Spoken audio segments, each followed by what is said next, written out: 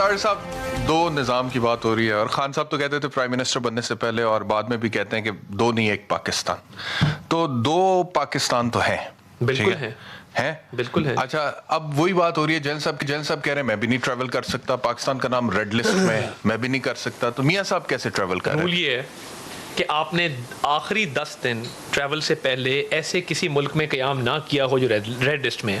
آدھے پاکستانی اس وقت through Turkey جا رہے ہیں، استنبول میں 10 دن گزار کے جا رہے ہیں، کوئی اس پہ وہی رولز کے اندر ہے، اس میں کوئی قدغن نہیں ہے۔ تو یہ میاں صاحب نے 10 دن گزارنے جی بالکل گزارنے تھے وہاں پہ دوحہ میں، ایسا کوئی ایشو نہیں ہے۔ دوحہ میں گزارنے بہت سارے لوگ دیکھیں ڈائریکٹ فلائٹ جا نہیں رہی، پی آئی اے کا وہاں یعنی کہ عید میاں صاحب کے بڑے میاں صاحب کے ساتھ نہیں ہونی تھی، وہ نہیں ہونی تھی، وہ دوحہ میں ہونی تھی۔ اور دیکھیے بہت سارے پاکستانی اس وقت جو جا رہے ہیں وہ 10 دن وہاں گزارے ہیں۔ شہریار افریدی صاحب نے بات کی، دیکھیے وہ جو ہائی کورٹ والی بات کی، زلفی بخاری صاحب کا 1.5 گھنٹے میں نام نکلا تھا، اور دیکھیں ہم نے کبھی سٹے آرڈر کی بات نہیں کی۔ بی آر ٹی کا پوچھو سٹے آرڈر، ایک سیکنڈ دے دیں مجھے، اس کے بعد آپ اس پہ ضرور آئیں، ان کا جواب دیں۔ جی آپ کہہ رہے ہیں کہ میاں شہباز شریف صاحب نے 10 دن دوحہ میں گزارنے تھے، کوارنٹائن کرنے کے بعد کوارنٹائن کرنا تھا، اس کے بعد انہوں نے پاسبل ہی نہیں ہے۔ And this is possible for any Pakistani to go to برٹن like that. G half of the Pakistanis are travelling to the you کے، وہ اس وقت استنبول میں یا کسی اور ملک کے اندر آخری اپنے 10 دن گزارتے ہیں۔ لیکن یہ بات بھی تو درست ہے، اسلام آباد میں میاں صاحب کی برٹش ہائی کمشنر کے ساتھ ملاقات ہوئی، چائنیز کے ساتھ بھی، اس کا مطلب وہ بیجنگ جا رہے ہیں، لیکن وہ جا تو نہیں رہے تھے نا۔ بٹ دیکھیں ڈپلومیٹ سے ان کی ملاقاتیں طے تھیں، تو وہ ایشو کوئی نہیں تھا۔ اس ملاقات میں ان کے جانے کا ایشو نہیں، آئی تھنک وہ national importance, you don't think یا ہوا نہیں؟ نہیں میرا خیال ہے ایسی کوئی بات نہیں ہوا ہی نہیں، ایسی بات نہیں، تو کوئی فیور نہیں مل رہی نہیں، کوئی فیور نہیں مل رہی تھی۔ میں نہیں سمجھتا کہ ایسی فیورز ڈپلومیٹ سے مانگی جاتی ہیں ایسی ملاقاتوں کے اندر۔ ابھی نکل کے آئے ہیں، پہلی ملاقات ہے، تو چائنیز امبیسڈر سے ملاقات ہوئی، برٹش ہائی کمشنر سے ہوئی۔ میں شہزاد اکبر صاحب یہ بھی اعتراض کر رہے ہیں کہ آخری دن تھا چھٹیوں سے پہلے عید کی، اور اس دن ریلیف ملتا اور ہمیں اپیل کرنے کا موقع بھی نہیں ملا۔ دیکھیں اگر کہتے اتنے زیادہ حسین اتفاقات ہو رہے ہیں، کوئی جرگہ سسٹم تو ہے نہیں جس طرح as much as Shahryar Afridi صاحب وڈ لائک کہ اس ملک میں جرگہ سسٹم ہو جہاں پہ کوئی قانون ضابطہ نہ ہو۔ ان کو پتہ ہونا چاہیے نا، کامن لا کنٹری ہے جہاں پہ پریسیڈنٹس کے اوپر پی ایل ڈی کا ایک ہوتا ہے باقاعدہ نظام کہ آپ عدالتی فیصلوں کی نظیروں پہ یہاں پہ قوانین بنتے ہیں۔ اور میں آپ کی فوٹیج دکھا دوں؟ جی دکھا دیں۔ آپ جو ایف آئی اے کے دفتر میں کا الزام لگا ہے، مگر دیکھیں بات یہ ہے کہ یہاں پہ ایک سسٹم رائج ہے، اور یہ کوئی بھی اپلیکنٹ جائے وہ جب اس کا کیس ارجنٹ لگنا ہے وہ فکس ہونا ہی ہونا ہے۔ اور جب اس کے پاس پریویس اس کا ریکارڈ موجود ہے کہ اس کا نام ای سی ایل میں کورٹ نے نکالا ہے اور آپ نے میلفائڈی کر کے اس کو بلیک لسٹ میں ڈالا، تو یہ تو کوئی بات نہیں ہے۔ پرابلم یہ ہے کہ ان کو پوچھیں کہ جی آپ نے بی آر ٹی میں گھپلا کیا، سٹے آرڈر۔ 22 فورن فنڈنگ اکاؤنٹس کا پوچھیں کہ جی آپ نے باہر سے چندہ منگوا کے پارٹی کے نام پہ استعمال کیا، منگوایا آپ نے چیریٹی تھی، تو یہ اس میں سٹے آرڈر لیتے ہیں، سیگا راز میں رکھا جائے، ہمیں نہ پوچھو۔ آٹا سکینڈل، چینی سکینڈل، بجلی سکینڈل، ہمارے بارے میں آج ہائی کورٹ کا آرڈر آیا ہے کہ نیب نے یہ ایڈمٹ کیا ہے کورٹ میں کہ شہباز شریف صاحب کے خلاف کرپشن کا الزام نہیں ہے، کک بیک کا الزام نہیں ہے۔ تو پھر کیا الزام ہے؟ الزام ان پہ یہ ہے کہ یہ بینامی ایسٹس ہیں جو ان کی فیملی کے ہیں۔ انہوں نے کہا بینامی بھی کیس لا کے مطابق یہ انگریڈینٹس ہے بینامی کے جو آپ کو پروف کرنے ہوں کہ بینامی بھی ثابت نہیں ہوئی ہے۔ وہ تو ٹرائل میں دیکھیں نا، میں 2 سال سے بیرسٹر صاحب میں ہر جگہ یہ پوچھ رہا ہوں، میں ٹرائل کورٹ میں بھی جاتا ہوں، میں ہائی کورٹ میں بھی جاتا ہوں، مجھے وہ منصوبہ بتا دیں، وہ ٹھیکہ بتا دیں، وہ ٹینڈر بتا دیں جس میں کک بیک کمیشن رشوت لی گئی ہو۔ کوئی سوال ہی پیدا نہیں ہوتا۔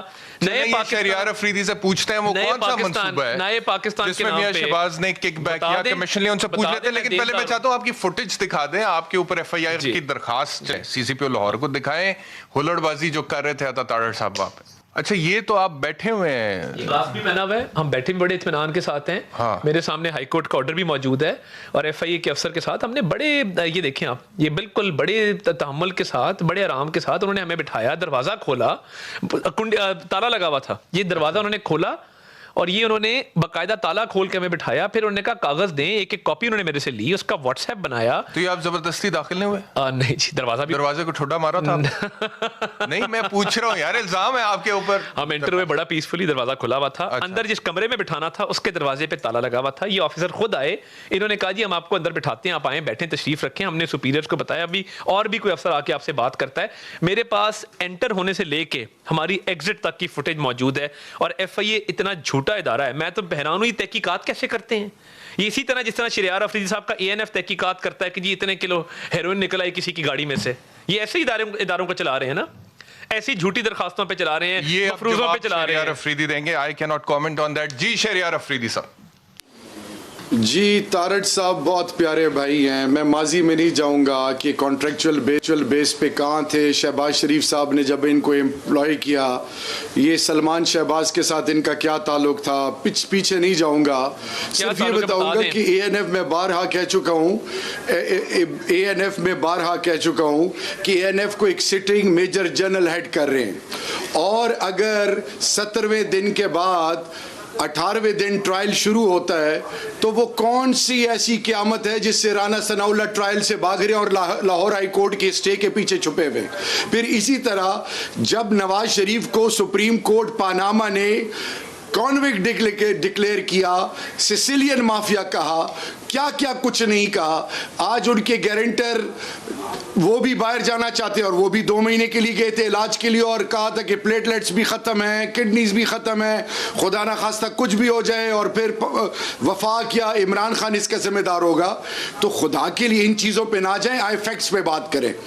فیکٹس یہ ہیں کہ لیگل پروسیجرز کو سامنے رکھ کے بیرسٹر صاحب بیٹھے ہیں, جو بھی لیگل ہچ ہے اس کو کلیئر کرنا آپ کی لیگل ٹیم کا کام ہے.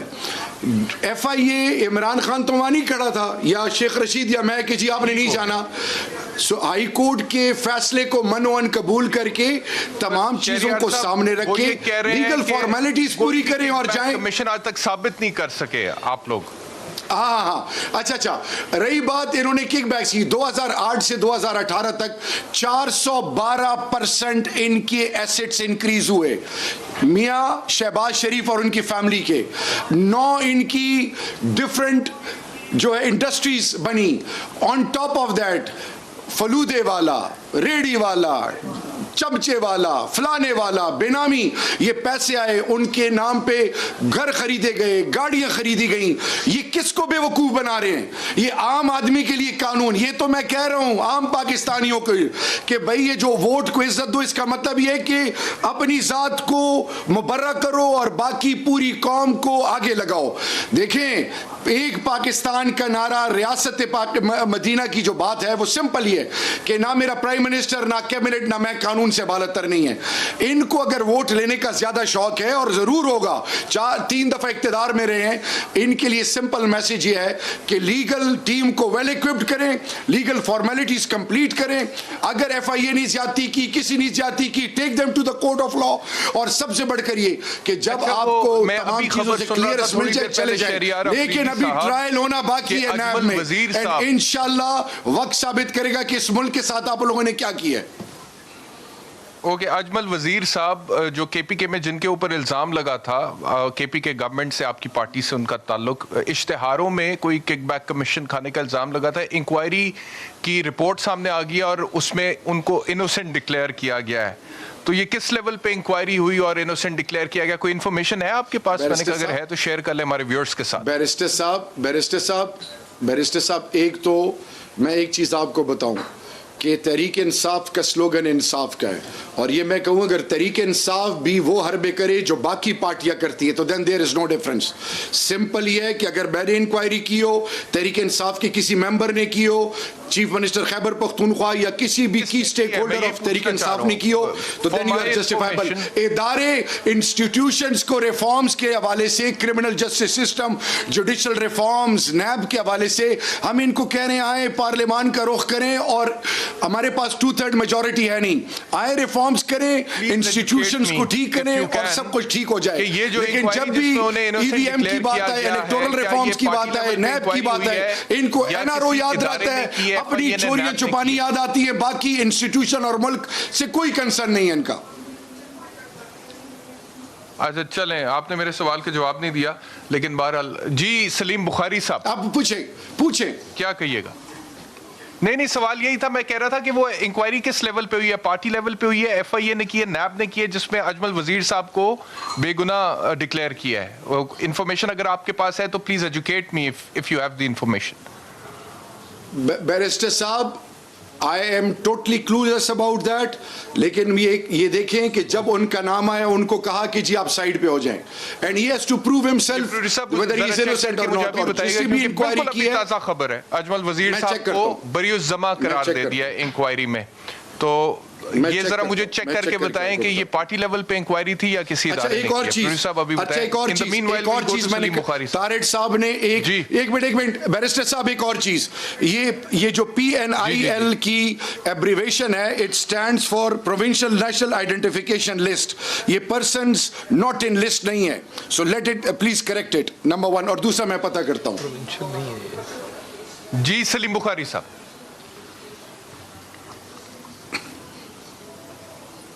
دیکھیے گزارش یہ ہے کہ یہاں تذکرہ ہوا یہ کہ جناب وہ یہاں سے ملک سے گئے تھے علاج کروانے کے لیے, ان کے ضامن بھی شہباز شریف صاحب تھے, وہ واپس نہیں آئے. یہ تو بہت ہم نے زور و شور سے یہ بات ہم نے سنی ہے, لیکن یہ آدھا سچ ہے. جنرل مشرف صاحب بھی تو اسی بہانے سے باہر بیٹھے ہوئے ہیں نا, ان کا کوئی کیس بہت زیادہ مختلف تو نہیں ہے, بلکہ ان کا کیس تو بہت ہینیس ہے, دیٹ از ہائی ٹریجن کیس. تو میرا خیال سے اگر ہم پورا سچ بولنے کی عادت ڈال لیں تو اس میں کوئی خرابی نہیں ہے. تو جس نے بھی چاہا ہے اس نظام سے, اس عدالتی سسٹم سے فائدہ اٹھایا ہے اور اٹھا رہے ہیں مسلسل. ایک تو یہ ہے جی. دوسری بات یہ ہے کہ 2 قوانین کی بات بھی بہت ذرا زور شور سے کی ہمارے بھائی شہریار افریدی صاحب نے بھی کی. تو میں تو عمران خان صاحب کے اس سلوگن کا بہت حامی تھا, اور میں نے کہا تھا شاید اس ملک میں انقلاب آنے والا ہے, باقاعدہ لائیو پروگرام میں کہا تھا, جب انہوں نے کہا تھا کہ احتساب مجھ سے شروع ہوگا, بنی گلا سے شروع ہوگا, پھر میرے منسٹرز کا ہوگا, اور پھر سب کا اکراس دا بورڈ ہوگا. یہ وعدہ ان کا جو ہے وہ ابھی زیر تکمیل تو تب ہونا جب اس سلسلے میں کوئی قدم اٹھایا جا رہا ہو.